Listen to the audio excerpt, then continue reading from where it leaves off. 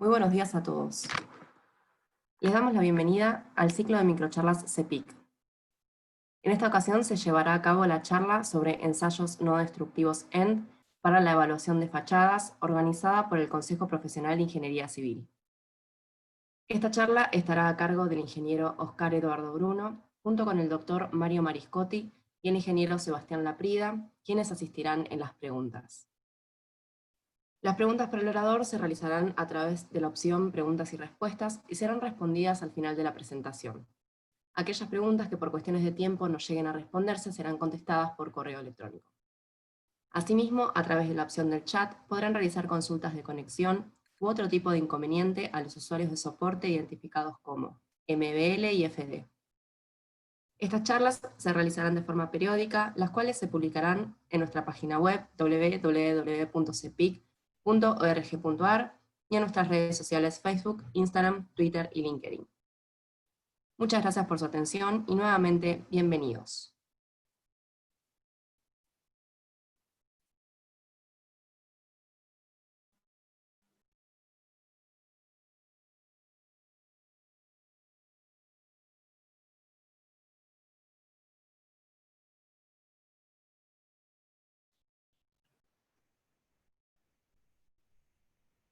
Bueno, buenos días.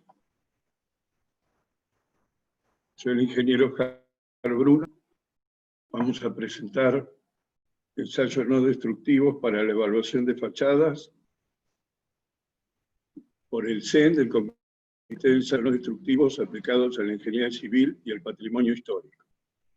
En primer lugar, agradecemos al Consejo Profesional de Ingeniería Civil la oportunidad que nos brinda para presentar estos temas y desarrollar las actividades del CEN.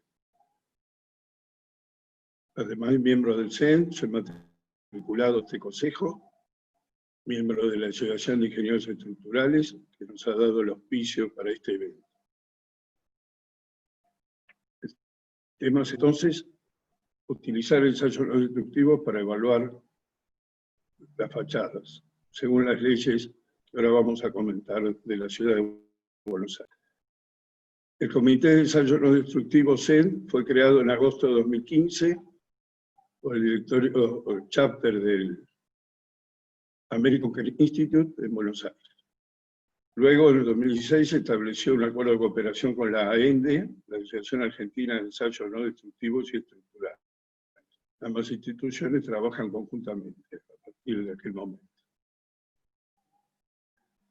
El CEN tiene su ubicación en la web, su sitio web, con la solapa de la AENDE, lo cual invitamos a todos los matriculados e interesados a visitar la página, que ahí está indicada, para conocer las actividades, los documentos que emitimos, la membresía, la constitución de la mesa directiva que integramos los que estamos en este momento presentando esto, y todo otro tipo de datos que quieran conocer del CEN.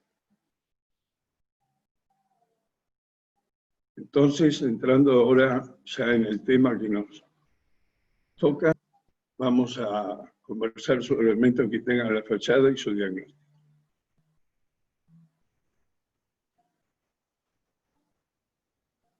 Ya el ingeniero José María Izaguirre, el 19 de junio pasado, presentó en una microcharla de este consejo las leyes número 257 y su complementaria, 6116. Ingeniero, Sí. no hay presentación. ¿Podría dejar de compartir y compartirla de vuelta a ver si se puede ver? Ah, ¿nos está viendo? No se ve. Ah, perdón. A ver qué pasó. Perdón. Ahí A está, ver, sí se ve. Si puede poner pantalla completa. a ver. Sí, ya va. Espera. Ah, ¿no se vio nada hasta ahora? Perdón. Ahí está. Perfecto, muchas gracias. Bueno, la disculpa del caso.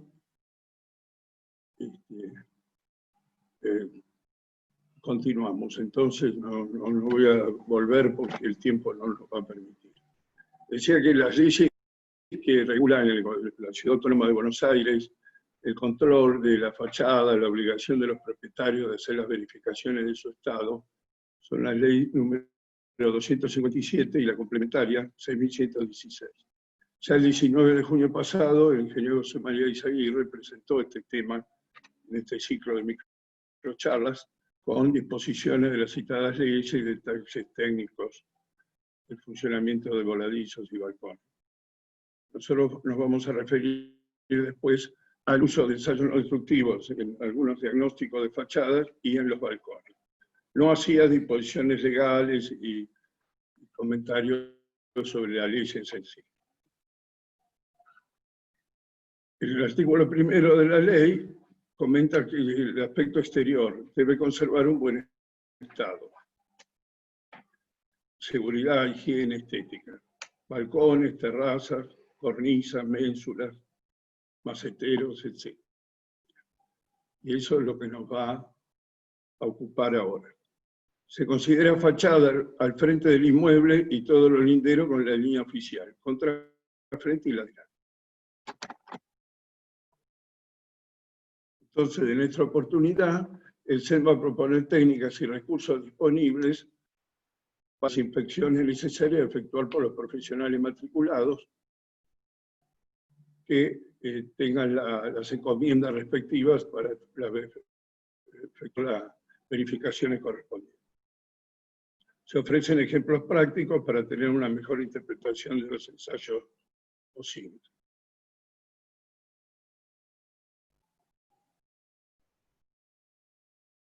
¿Qué son los ensayos no destructivos? Aquellos ensayos efectuados sobre producto terminado que no impliquen rotura, daño o grave alteración del mismo. Para verificar de forma no invasiva la calidad y el estado de conservación de una construcción. Tanto puede ser durante esa construcción, en etapas intermedias, para cerrar algunos protocolos de inspección intermedios, o ya con la obra terminada. Y en construcciones antiguas en uso, obviamente. En los ensayos destructivos, por el contrario, surge luego la necesidad de restaurar superficie, elementos alterados, y ya un invasivo que requiere otro tipo de tratamiento. Y la tecnología necesaria, el costo de las reparaciones que requieren estas técnicas invasivas, hacen que debamos limitar al mínimo las mismas y, en lo posible, evitarlas. Entrando ya en algunos detalles de fachada, algunas observaciones, en este caso vemos, por ejemplo, en esta medianera, lesiones en fachada con desprendimientos. Remarcamos que la medianera también forma parte de lo que la ley 257 y la 6116 exigen verificar y mantener en buen estado, como los patios internos, fachada y contrafrente. Acá vemos no solo el desprendimiento en esta medianera, sino también algunos inconvenientes en el frente de este mueble a la derecha. Aquí vemos en esta orilla exterior, en esta saliente, esta cornisa, también un desprendimiento de recubrimiento y se observa ya algún principio de corrosión en la estructura metálica, en los perfiles de soporte. En este caso muy particular, se observa una grieta importante en la fachada y se determinó el diagnóstico debido a una dilatación de la cubierta por mala aislación, pero el tema es simplemente que pueden presentarse distintos tipos de situaciones a partir de ciertos síntomas y hay que averiguar los motivos, las causas, hacer un buen diagnóstico para luego proyectar alguna reparación oportuna. Entonces tenemos un resumen de ensayos que pueden efectuarse en las fachadas.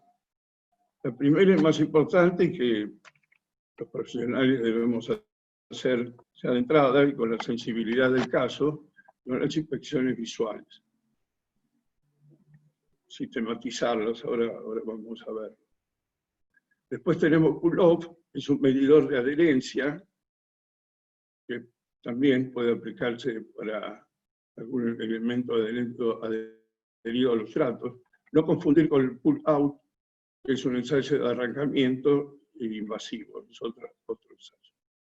Tenemos mediciones de humedad, termografía infrarroja, y después, bueno, con unos martillos, percusiones para averiguar algún hueco, alguna mala aplicación de algún revoque, ocasiones. Podemos determinar proporciones en morteros, en revoques, jarros, también determinar capas de colores originales si es necesario. Y lo que vamos a después ocupar la segunda mitad de esta charla es el tema de balcones de hormigón armado. Altura de losa, cantidad de ubicación de armaduras y determinarlos con ensayos no destructivos.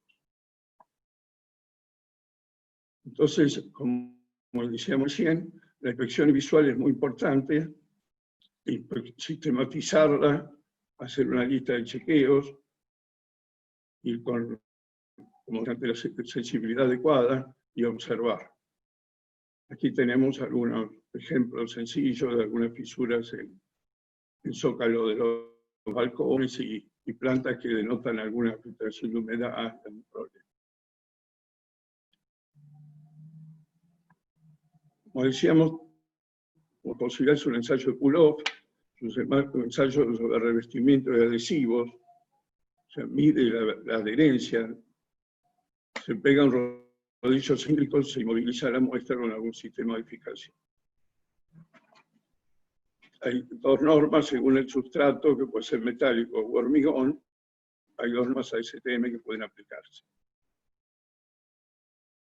Se recurre a un cilindro que es la fuerza necesaria, el esfuerzo necesario para arrancar el elemento adherido al sustrato, mide justamente lo que queremos ensayar, ¿no es cierto?, la adherencia del sustrato.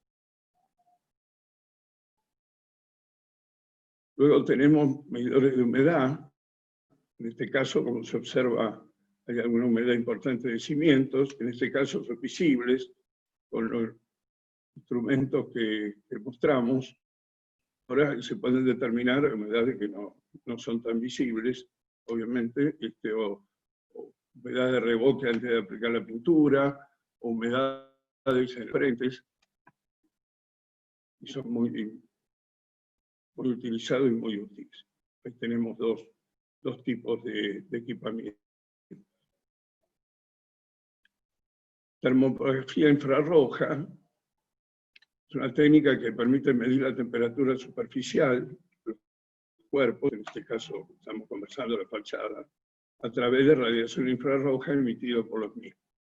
Permite determinar entonces detección de discontinuidad de relaciones, humedades. Acá se observa qué imagen se logra en este caso. Tenemos entonces para la termografía infrarroja, patología de instalaciones, fugas, localización de puentes térmicos en fachadas, detección de humedades, condensación, capilaridad, focos de moho, hongos, defectos o falta de aislamiento en paredes y techos, inspección eléctrica. Acá tenemos un ejemplo del equipamiento, también con un celular, con un micropuerto USB, se puede utilizar el celular. Yendo entonces a los balcones, que es lo que comentábamos, que vamos a partir de ahora a entrar a lo más de detalle. Si por un motivo tenemos que verificar la capacidad portante del balcón, dado algún síntoma visible, algunas fisuras, algún quizá descendimiento del frente libre del balcón, que haya podido ser medido. Tenemos entonces, dado que es un elemento isostático, voladizo, no tiene redundancia estructural, hay tres aspectos que debemos determinar. La altura de la losa, la armadura en cantidad y ubicación, sea, recubrimiento, es muy importante, la ubicación en la altura de la armadura, y en menor medida la resistencia del hormigón, dado que es un elemento flexable. En esta foto vemos a la derecha, sobre fondo oscuro, el balcón, antes de hormigonar, en este caso, dado que el encofrado tiene un laminado fenólico negro para lograr el efecto de un hormigón visto, y se observa acá hacia abajo el final de las armaduras en la zona de anclaje, en la losa contigua. Es muy importante determinar o saber y colocar en obra correctamente, según la documentación, la posición de las armaduras, la separación correcta y, sobre todo, la altura respecto del encofrado, la altura de la losa, la altura de la armadura dentro de la losa. Perdón. Muy importante respetar la ubicación del proyecto. Para eso contamos con separadores, famosas ranillas. Aconsejo colocar la armadura superior de los balcones por sobre las perchas de la viga que separa el voladizo de la losa, justamente para evitar que no se aplaste cuando se pisa la armadura en el proceso de hormigonado. Esto es muy importante y nunca es redundante insistir con la ubicación de las armaduras superiores de los balcones y que no se deforme durante el hormigonado. La experiencia en obras es que nunca es redundante insistir con eso. Acá tenemos justamente una curva que nos va a demostrar cómo baja la capacidad portante en función de la ubicación de la armadura superior de un voladizo. En este caso, para una hipótesis de un voladizo de luz de 1,20 m, un espesor de losa de 12 centímetros, una carga mayorada, una carga última de 13,40 kN/m², considerando la armadura de cálculo exacta, sin exceso de dura. Aquí tenemos la abscisa, la ubicación de la armadura, siendo 0 la ubicación según el diseño. En este caso son 2 centímetros de recubrimiento. Y hacia la derecha tenemos los centímetros en que pudo haber bajado la armadura respecto de la ubicación del proyecto. Ordenadas tenemos los porcentajes respecto de la capacidad portante también del proyecto, que es el 100%. Acá tenemos un esquema de ubicación de la armadura, de lo que estamos comentando en el banco. El azul sería la ubicación, bueno, en punteado rojo puede ser la ubicación algo más baja. Si nosotros entramos en esta curva con 3 centímetros en más respecto del diseño, que era 2 centímetros, 3 centímetros más baja la armadura que lo que está proyectado, en este caso, con las hipótesis que comenté acá arriba, tenemos algo menos del 70% de la capacidad portante de diseño. Si nos fuéramos 1 centímetro más, tenemos menos del 60% de la capacidad portante del proyecto, con lo cual perdemos coeficiente de seguridad. Es muy importante, ya en obra, por supuesto, respetar esto y ante cualquier síntoma después, el balcón se ha construido, tratar de lograr conocer la ubicación de la armadura. Y a eso vamos con el conocimiento, especificaciones de detalle de algunas técnicas, hacia el final de la charla. En este caso, vamos a ver que observando un balcón con la necesidad de verificar su capacidad portante, ahí tenemos la foto de un balcón que se observa un estado muy bueno de su solado, en perfecto estado, pero que ha demostrado tener alguna fisura, dado síntomas inconvenientes, serios, sobre todo en el encuentro con la losa lindera, acá en la zona de la carpintería, de la puerta balcón. También a veces para dormir tranquilos puede llegarse antes de hacer algunos cateos, de romper en un ensayo invasivo en este caso, apuntalar. Se verá en cada caso, pero sobre todo para dormir más tranquilo. Podemos entonces hacer cateo, que es un ensayo que llamamos instructivo o invasivo, para llegar a la ubicación de la armadura, que ahí se observa un caso particular. Acá logramos llegar a la armadura, que en este caso particular estaba algo baja, tenía un recubrimiento excesivo, y de ahí el inconveniente que se había observado, el síntoma. Esta es una tarea invasiva que ocasiona inconvenientes e importantes costos de reparación. Por eso queremos llegar a transmitirles la posibilidad de utilizar ensayos no destructivos. En este caso, vamos a hacer una descripción sintética, entonces, de inducción magnética, pachómetro, covermíter, ferroscan, radar, pulso de radar, gammagrafía, tomografía de hormigón armado. Acá tenemos un esquema de cómo funcionan entonces lo que hemos comentado. Inducción magnética es aquella que crea un campo magnético y detecta la opción de la armadura.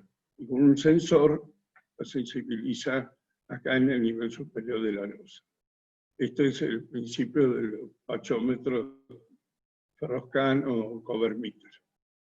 La reflexión por radar o georradar es un emisor de ondas de radar que logra después, por reflexión, obtener nuevamente la onda afectada por la ubicación de la armadura.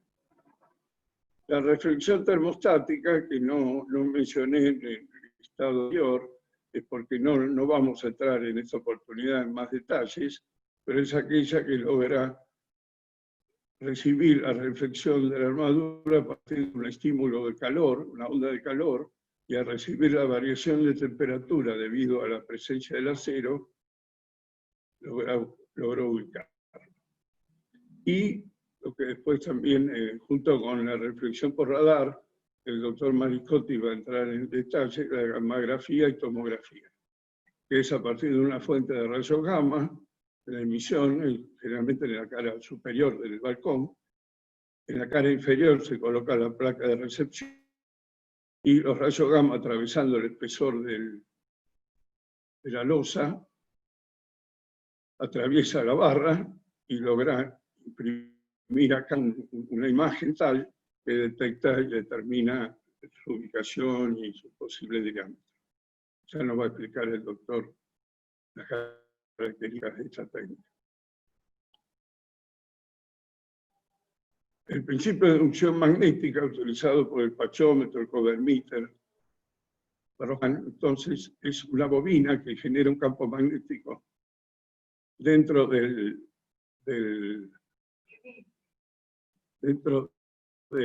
espesor de la losa. Otra bobina mide el campo y este queda afectado por ocasión de la barra, en caso de encontrarla, y ahí es donde detecta la misma. Dada la proximidad y el tamaño de la barra afecta ese campo magnético y ese es el principio de funcionamiento del pachómetro. Tenemos algunas ventajas y optimización.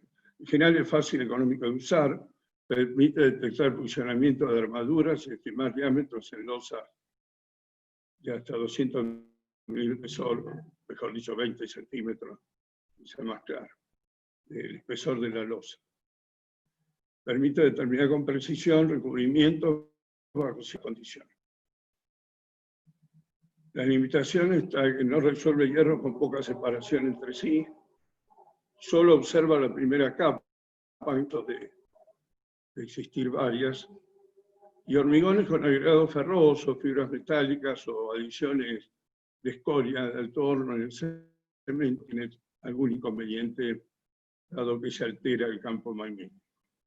Acá tenemos un gráfico que muestra cómo varía un poco la amplitud de captación de la señal en función de la separación de la ubicación real del acero, hasta 150 milímetros, donde ya desaparece la posibilidad de detectarlo. para una barra de casi 20 milímetros y un recubrimiento de 2 centímetros. Bueno, Mario, tu turno. Paso al doctor Mariscotti, que va a hablar del georradar. No, muchas gracias, Oscar. Buenos días a todo el mundo. El principio del georradar es un emisor de ondas electromagnéticas que penetran en el material, digamos en la losa o en el contrapiso, lo que sea, y cada vez que hay un cambio de lo que se llama constante dieléctrica o básicamente de las condiciones del material, hay una reflexión. Como la emisión es pulsada, bueno, la reflexión también es pulsada, y por lo tanto podemos medir el tiempo que hay entre la emisión y el rebote. Ese tiempo está dado, por supuesto, tiene que ver con la distancia donde está la interfase, digamos así, y lo único es que la distancia, por supuesto, es velocidad por tiempo, de manera que lo que tenemos que averiguar para obtener a partir del tiempo, obtener la distancia, es conocer la velocidad. Acá hay una pequeña parámetro, digamos, que genera un poquito de incerteza, que es la constante dieléctrica del material. La velocidad de la onda depende de la constante dieléctrica, y como vemos en la tabla de abajo, distintos materiales tienen distintas constantes dieléctricas, pero en particular, si se fijan en la última línea, donde dice el agua tiene una constante dieléctrica respecto del aire de 80, es el valor de la constante dieléctrica relativa. Quiere decir que con un poco de humedad que pueda haber dentro del material, eso va a cambiar la velocidad de la onda y por lo tanto la medición de la distancia.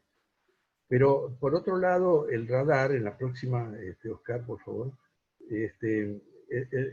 salvo esta pequeña limitación, digamos, el radar es una herramienta muy práctica, muy portable, como lo vemos acá, estas fotos de pequeños radares. No dije, digamos, los radares, la onda electromagnética de estos radares son un poquito del orden de lo que es la onda electromagnética de una onda de radio de frecuencia modulada, ¿no? En realidad, para el caso del hormigón, uno utiliza generalmente una frecuencia del orden de 1000 megahertz, y eso nos da una cierta profundidad y una cierta resolución espacial. El radar es muy bueno para mediciones que no requieran una gran precisión en cuanto a posición y diámetro, pero sí, por ejemplo, si en una losa queremos saber, tenemos una grilla de armaduras y queremos hacer un pase o algo así, es muy rápido que uno pueda determinar más o menos por dónde no hay armaduras para poder hacer ese pase. Y en balcones, digamos, una primera aproximación para tener también idea de cómo es la grilla de las armaduras, es muy práctico. En la próxima, bueno, con respecto a las gamografías y tomografías, es diferente, digamos, del georradar en el sentido del georradar es práctico para cubrir grandes superficies, digamos, en poco tiempo, es una medida relativamente económica. La gamografía, por el contrario, son mediciones puntuales de sectores dados y cada medición requiere unos minutos, digamos, para obtener la impresión en la placa. Aquí vemos la ventaja, por supuesto, que uno tiene una imagen bastante buena, digamos, del interior de la estructura y puede ver los hierros, puede ver oquedades también, puede ver corrosión, porque digamos, la corrosión sabemos que significa, digamos, una imperfección, una irregularidad en el perfil de los hierros, de manera que eso se puede ver y se puede medir también. Pero lo principal, y por lo cual se habla de tomografía, es que combinando la imagen de varias gamografías, uno puede obtener la reconstrucción tridimensional de la armadura y obtener entonces posiciones y diámetros con la precisión que normalmente hace falta para una verificación estructural. Diámetros y posiciones se determinan de forma independiente. Además, se puede observar varias capas, digamos, si es el caso. En la próxima vemos un poquito a la izquierda arriba el esquema de medición, digamos, en el caso, a diferencia de medicina, que uno tiene que rodear al paciente en todos los ángulos aquí, debido a que las armaduras tienen una forma geométrica conocida, cilíndrica, digamos, es suficiente en principio solo 2 irradiaciones a distintos ángulos para poder resolver el problema de las dos incógnitas, diámetro y posición. En la parte de abajo se ve que, bueno, los bastidores que se utilizan en el caso de balcones, digamos, porque una cosa que es importante si uno quiere tener esa precisión, digamos, de 1 milímetro en diámetro, medio centímetro en posición, es que en cada medición es necesario conocer con mucha precisión la posición de la fuente y de las placas, con respecto al balcón, digamos, con respecto a la pieza estructural que se está midiendo. Y para eso estos bastidores tienen marcas de referencia especiales embebidas en el bastidor, de tal manera que el analista, cuando después va a analizar los datos de las gamografías, puede obtener mucha precisión en la posición de fuente y placa. A la derecha se ve una foto del equipo, se ve el proyector, el receptáculo de fuente, digamos, donde la fuente reside normalmente, y cuando se va a hacer la medición, a través de un tubo guía, la fuente se desplaza hacia un colimador, y eso irradia hacia abajo. En la próxima se ve, creo que el caso de lo que mencionaba el ingeniero Bruno, digamos, de que en muchos casos las armaduras se pisan en el momento del hormigonado, y si no están bien ancladas, se baja la posición, y eso es muy, muy dañino, muy perjudicial. Acá la línea roja es el resultado de una medición, y contrastada con lo que muestra la línea negra, que es la posición de diseño. Es una importante diferencia del orden de 2 centímetros, creo que es acá. Este es el caso concreto de unas mediciones que se han realizado. En la próxima, bueno, se ve el resultado, digamos, de estas mediciones tomográficas. A la derecha se ve una de las gamografías, en este caso. Los hierros que están indicados como 1, 2, 3 y 4 son los hierros principales que le dan la capacidad de carga al balcón. A la izquierda arriba está la gráfica, digamos, del corte de la losa. Las líneas azules celestes son las placas, las fuentes estaban colocadas acá arriba, y acá se ve gráficamente la posición de los hierros, y también de un caño, se debe decir. En la gamografía se puede ver una banda hacia la derecha abajo, una banda inclinada, oscura, que es realmente un caño.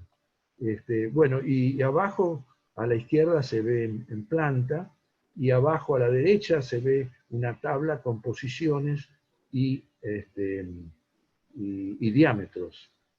Acá en este caso tenemos, de los 4 hierros principales, hay 3 que son de 10 milímetros, digo, y 1 de 8. En la próxima se observa la gamografía correspondiente al interior, a la losa interna. Es muy importante en estas mediciones establecer la continuidad de las barras desde el balcón hacia el interior de la estructura, porque eso es lo que le da el anclaje. Y bueno, acá de nuevo, estos 4 hierros acá indicados como 9, 1, 10 y 2 son los correspondientes a los que vienen del balcón. De manera que, bueno, esta es la ventaja de la tomografía, de tener mucha precisión para los diámetros y posiciones, que en los balcones son muy importantes. La próxima.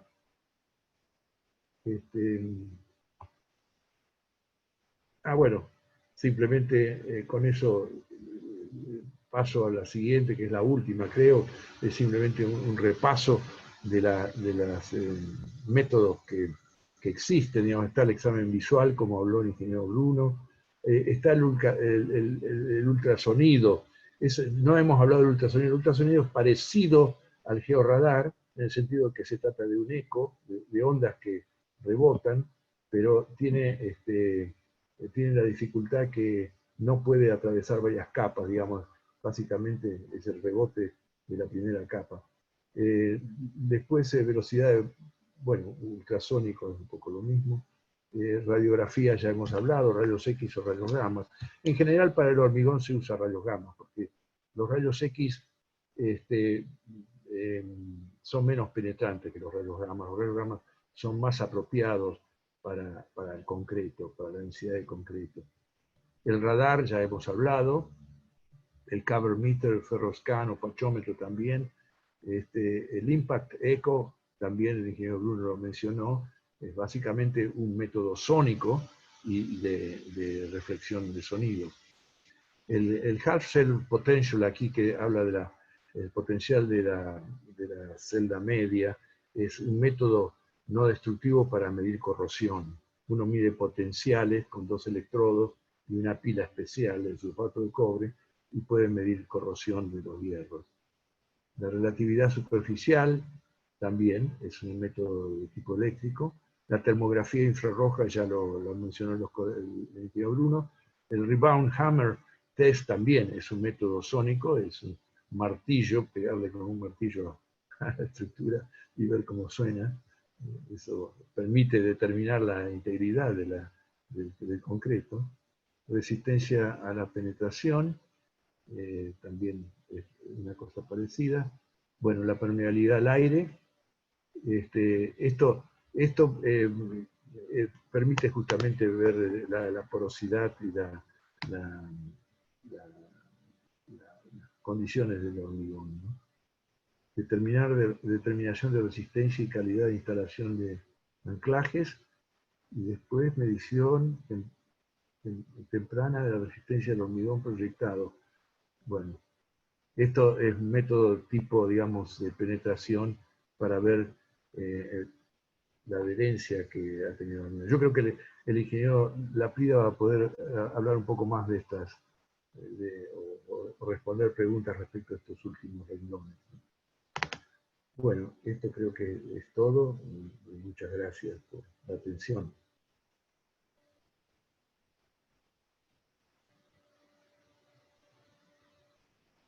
Bueno, creo que podemos ir entonces a ver a las preguntas. ¿Querés que empiece, Oscar, con la primera? Sí, sí, anda viendo las preguntas, Sebastián. Bueno, aquí María del Carmen pregunta algún método para determinar grado de corrosión en las armaduras. Ahí el doctor Mariscotti recién comentó varios ensayos que pueden hacerse para evaluar el grado de corrosión. Un ensayo, por lo pronto, siempre es útil tener en cuenta que hay varios ensayos que tienen que efectuarse para evaluar corrosión de estructuras de hormigón. El primero siempre es el visual, porque si hay una corrosión avanzada, va a haber síntomas. Esos síntomas van a ser esencialmente recubrimientos saltados, chorreaduras de óxido, daño a la estructura, posiblemente en casos muy graves, problemas de flecha, deformaciones, fisuración excesiva. ¿Eso por qué? Porque al oxidarse el acero adentro del hormigón, se expande, los óxidos de acero pueden ocupar hasta 10 veces el volumen del acero no corroído. Entonces eso genera tensiones de expansión, de tracción en el interior del hormigón que hacen saltar el hormigón por el lugar más débil, es decir, el recubrimiento. Entonces un ensayo muy cómodo para hacer, relativamente sencillo, requiere de algo de interpretación, es el ensayo de media celda, una pila de cobre sulfato de cobre, un par de electrodos. Lo que se mide es el potencial, se necesita un voltímetro de alta impedancia, lo que se mide es el potencial que me ofrece el potencial eléctrico, generalmente en milivoltios, ese es el orden de magnitud que se mide, que se obtiene de la superficie del hormigón respecto de la media celda de cobre sulfato de cobre. Mientras más electronegativo sea ese potencial, mayor probabilidad de corrosión. Por ejemplo, hay varias normas que establecen los criterios. pero generalmente se considera que si un potencial es más electropositivo que menos 200 milivoltios, la probabilidad de corrosión es muy baja, menor al 10%. Si el potencial eléctrico que mido en la superficie es más electronegativo que menos 350 milivoltios, la probabilidad de corrosión es mayor al 90%. Y si está entre esos dos valores, entre 200 y menos 350, la probabilidad de corrosión es intermedia. Eso es un ensayo. Otro ensayo que colabora también, algo muy importante, que protege el hormigón de la corrosión, son el ensayo de carbonatación, porque el hormigón, a medida que pasan los años en contacto con aire y humedad, sobre todo hormigones expuestos al ambiente, las moléculas de óxido de calcio se van reemplazando por carbonatos de calcio, lo que le hace le hace descender el pH a la pasta de cemento y le quita la pasividad, la protección que le genera la pasta de cemento al acero. Entonces, un ensayo de carbonatación, si el frente de carbonatación, que es un proceso inevitable en el hormigón, llegó a las armaduras van a empezar a sufrir, o pueden empezar a sufrir corrosión, agresión ambiental y empezar a sufrir síntomas de corrosión. Ahora, si el oxígeno no llega, si la humedad no está presente, porque yo pinté la estructura con una pintura impermeable, por más que el potencial sea electronegativo, no necesariamente va a correrse porque necesita oxígeno para combinarse el acero. Otra medida de salvaguardia a un ensayo para evaluar la probabilidad de que exista corrosión también, entonces, es el contenido de cloruro, sobre todo en ambientes marinos, o donde ha habido contaminación de aguas con salmuera. En la industria de alimentación es bastante corriente, en industrias plásticas también.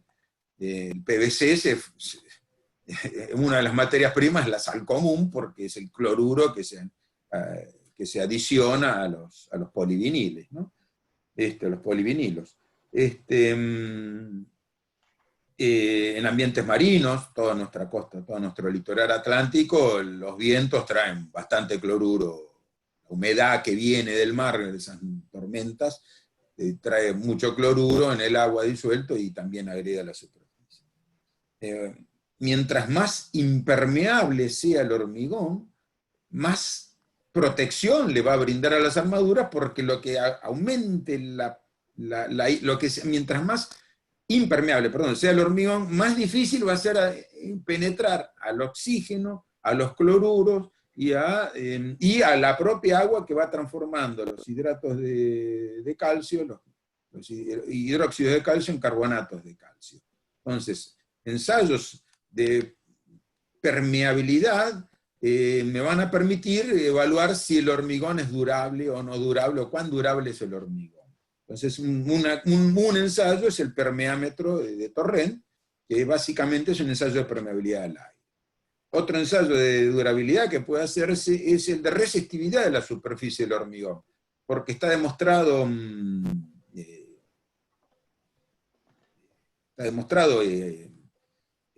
por ensayos, que mientras más impermeable es el hormigón, mayor va a ser su resistividad. Es decir, más le va a costar pasar a una corriente eléctrica. Entonces, experimentalmente está demostrado eso, y son ensayos todos que pueden brindar a la corrosión. Así que, bueno, como ve, donde se sospecha corrosión, hay una batería de ensayos para hacer. Y para terminar con este tema, cualquier estructura de más de 30 o 40 años, cualquier superficie de balcón de más de 30 o 40 años, debería ser analizado problema de corrosión, porque aunque no haya síntomas visibles, puede estar produciéndose sin haber generado daño. Mario, bueno, pasaríamos a otra. Mario, que hay una que... Sí, el costo de magnitud de los costos de la gammagrafía es... ¿Cómo? No, hay otra que habla de las condiciones de seguridad para la gammagrafía. Bueno, fíjate. Sí.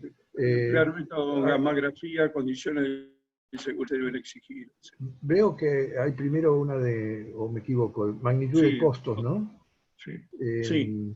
El precio de la gammagrafía es alrededor de $100. Y de la tomografía, dado que uno necesita 2 gammagrafías, sería entonces de 200.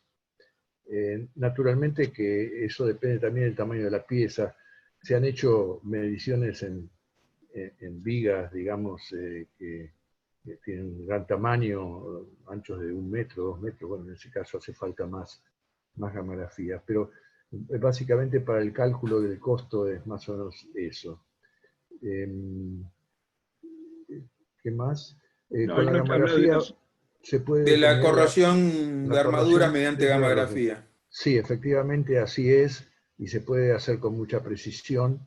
Si es que el defecto de diámetro de los hierros debido a la corrosión es al menos del orden de 1 milímetro, ¿no? Pero efectivamente, como comenté, al tener esa especie de fotografía, digamos, del interior, uno puede ver, y después lo puede, por supuesto, medir, ¿no es cierto?, el porcentaje del defecto de sección. Después dice, Alguien buen día. habla de la condiseguridad para el método con gammagrafía. El tema de la seguridad es que tenemos que tener el mismo tipo de precaución que uno tiene cuando se va a sacar una radiografía de tórax. Nosotros, todos los que nos ha pasado eso, hemos visto que el radiólogo se retira y se va detrás de la pared. Digamos, cuando se hacen mediciones de balcones, por ejemplo, entonces en edificios ocupados normalmente, se le tiene que pedir a las personas que están en el edificio que se retiren hacia las habitaciones interiores, digamos. Y en este caso de un balcón, uno tiene que poner la fuente del lado de arriba, la placa del lado de abajo, también tiene que solicitar que la gente, bueno, primero autorización para el acceso de ambos departamentos, el departamento del balcón y el de abajo, ¿no es cierto?, para poder ir y colocar la placa. Y en ese caso hace falta la colaboración de ambos propietarios, digamos, para que se retiren en el momento de la irradiación. Las irradiaciones toman en general unos 10 o 15 minutos cada una. ¿Qué más? Seguridad se deben tomar... sí, bueno, eso ya está.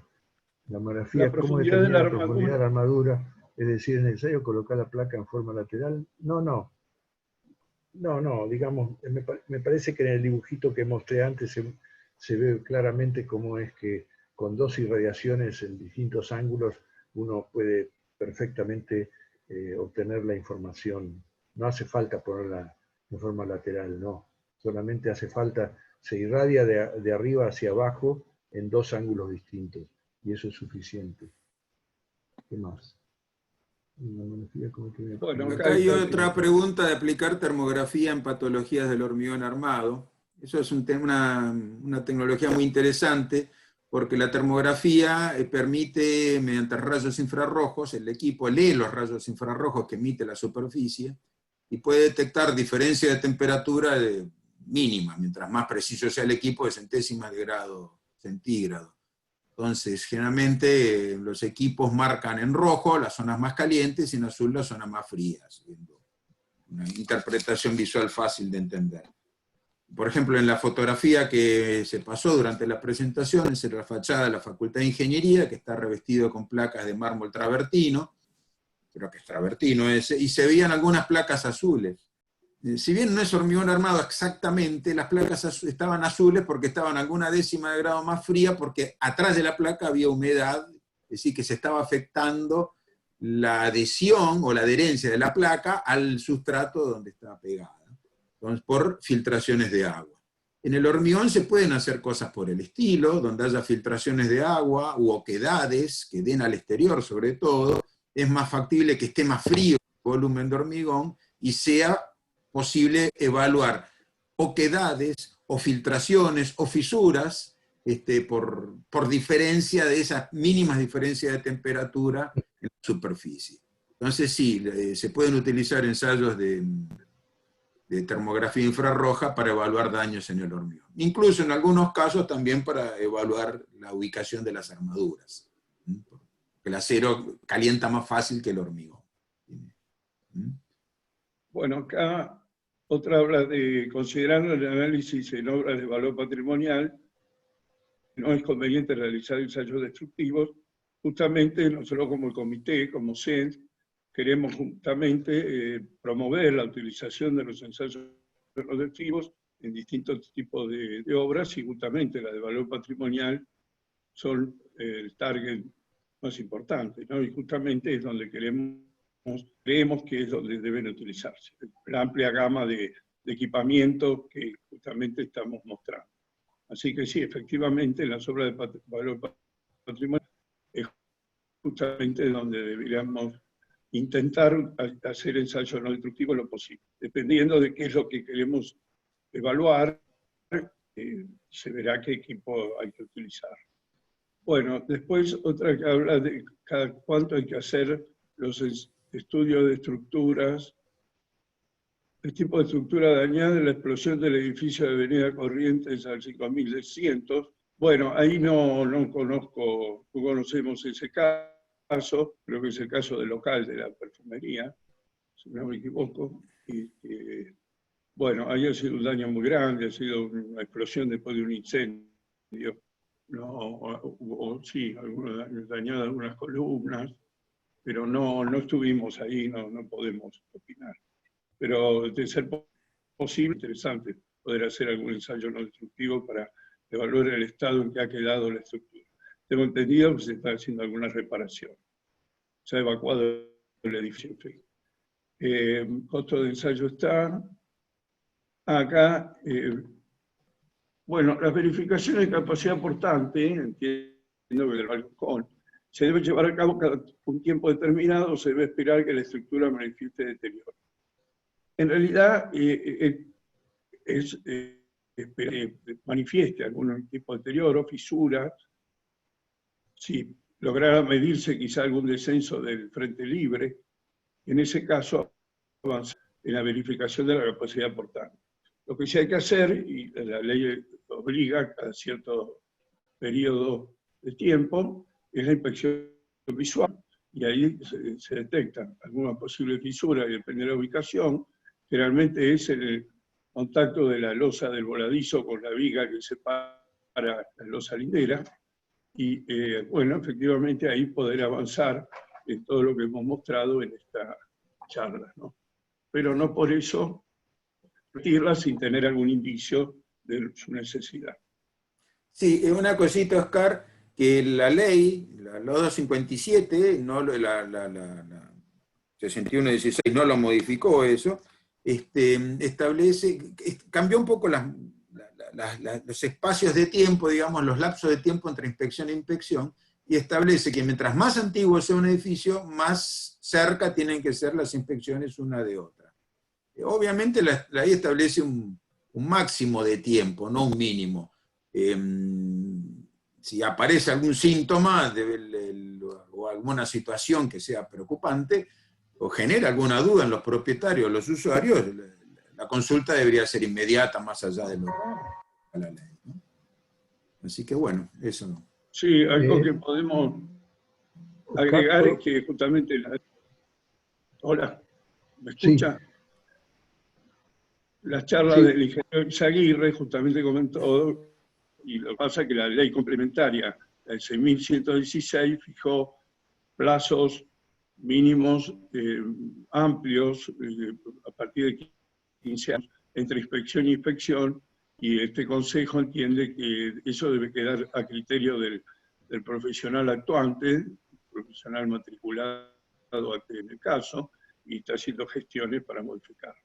Y eso hace que, bueno, los periodos sean amplios de verificación, que es lo que decía, y eso debe cambiarse, porque quizás amerite inspecciones periódicas con plazos más breves. Aquí hay una pregunta interesante. ¿Los equipos manuales de termografía y ultrasonido que se encuentran a la venta del país son confiables para su empleo o se presentan alguna desventaja? Miren, muchos fabricantes de equipos, son empresas generalmente grandes, internacionales, hasta donde yo sé no se fabrican de estos equipos aquí en el país, tienen representantes en el país, o uno puede comprarlo y importarlos por su cuenta,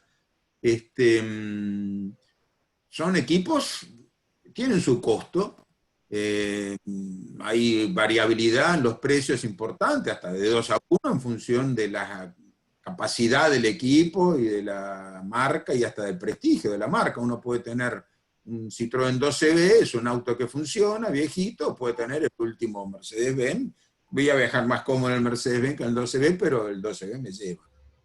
Pero el problema no es solamente comprar el equipo, sino también a conocer las limitaciones del método, porque cada ensayo, cada uno de estos equipos se basa en un método físico, como lo vimos aquí, sin explicitarlo por ahí. La termografía mide rayos infrarrojos, que son la luz que emite la superficie caliente, porque está a una temperatura ambiente, de la superficie que estoy analizando. Entonces yo tengo que saber qué estoy midiendo, o lo mismo con el ultrasonido. El ultrasonido es bastante más complejo que la termografía infrarroja.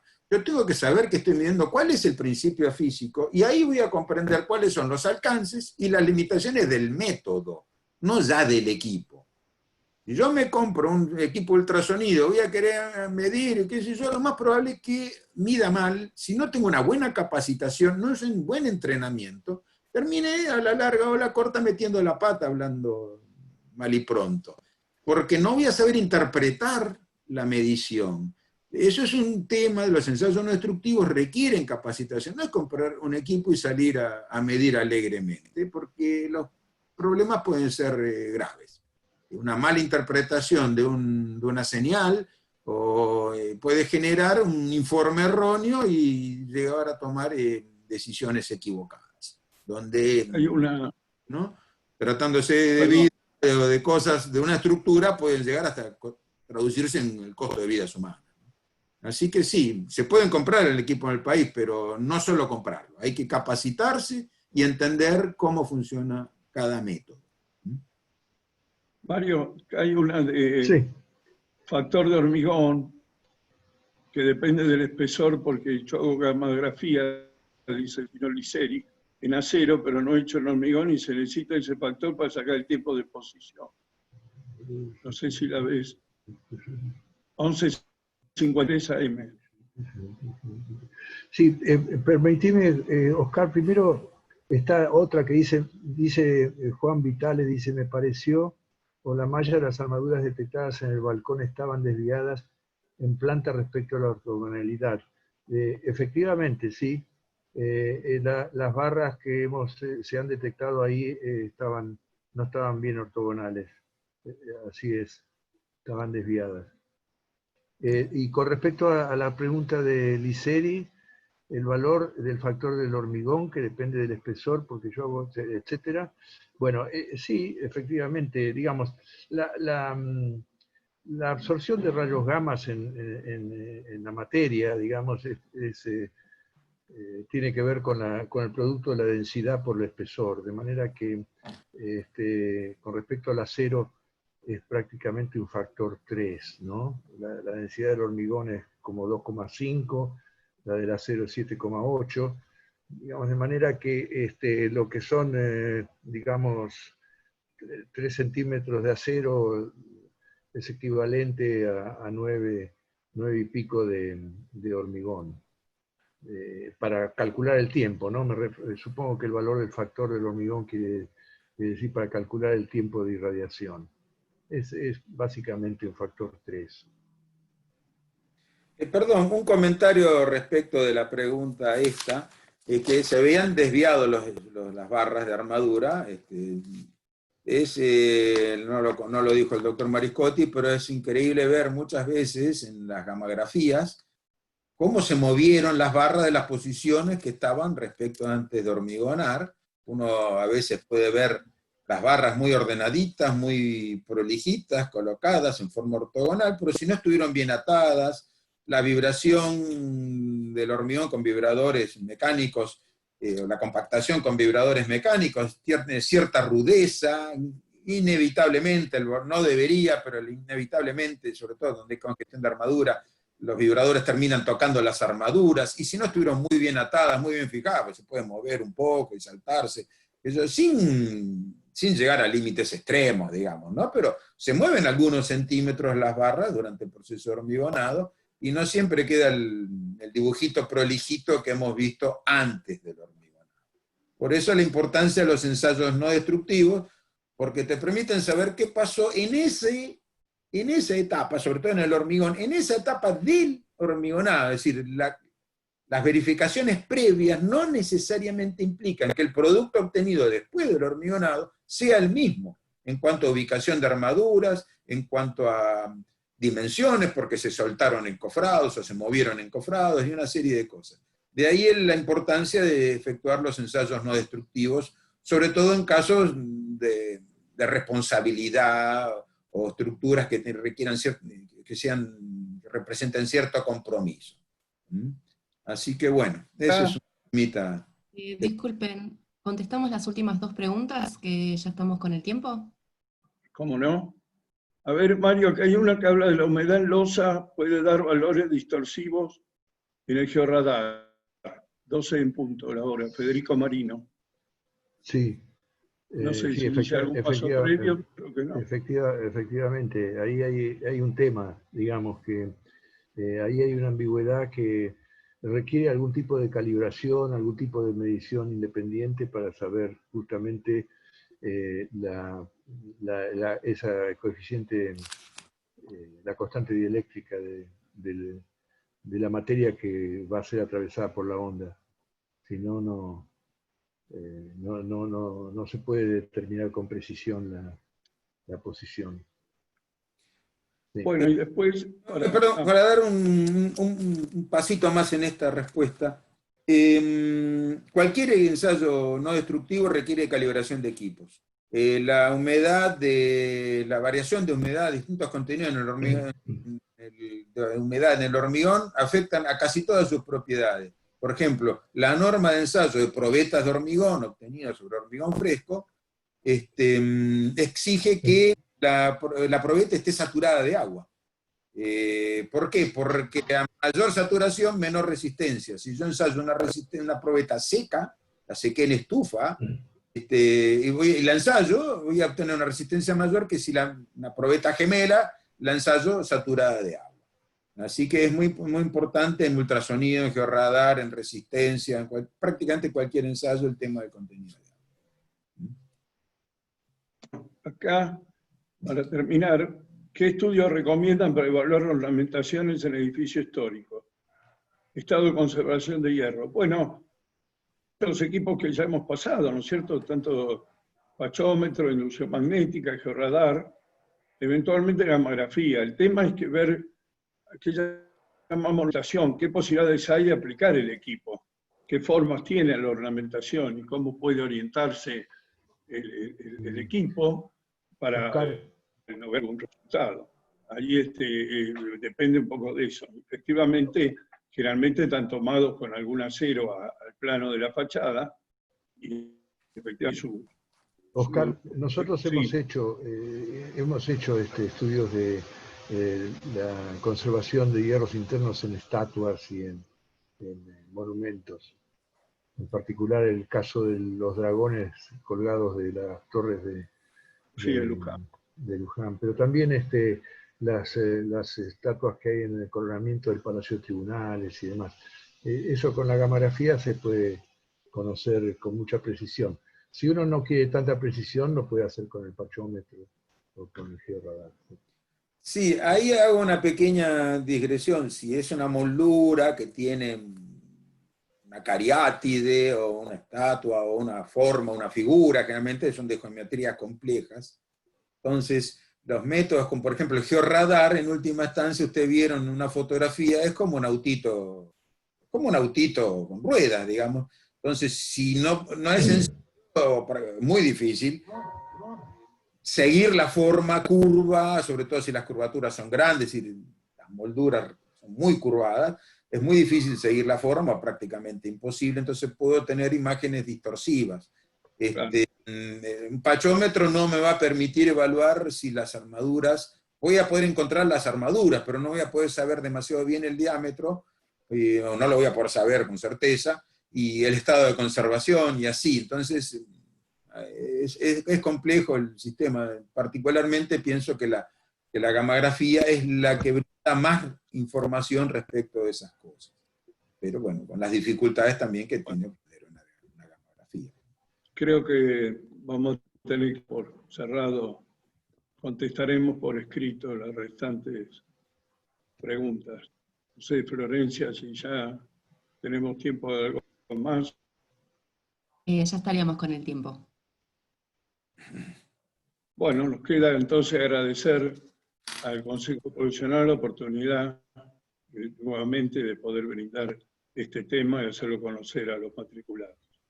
Gracias. Sebastián, Mario. Yo quería agradecerle también al CEPIC esta oportunidad que nos brinda de llegar a mucha gente, a un público importante, una buena cantidad de asistentes hemos tenido, y obviamente a los asistentes por haber permanecido y prestado atención a lo que hemos expuesto, y bueno, esperemos que tener oportunidad de seguir con estas charlas porque quedan muchas cosas en el tintero para mostrar. Bueno, muchas gracias de mi parte a todos. Muy interesante todo. Muy lindas preguntas. Gracias a CEPIC. Sí. Muchas gracias. Bueno, por parte del CEPIC les agradecemos a los oradores y les recordamos a los asistentes que las preguntas que no llegaron a responderse serán contestadas por correo electrónico. Para mantenerse informados sobre las capacitaciones venideras, los invitamos a consultar nuestra página web www.cepic.org.ar y asomarse a nuestras redes sociales Facebook, Instagram, Twitter y LinkedIn. Les enviaremos una encuesta de satisfacción cuyas respuestas se traducirán en beneficio de nuestra institución. Muchísimas gracias por participar de la charla Ensayos no destructivos para la evaluación de fachadas.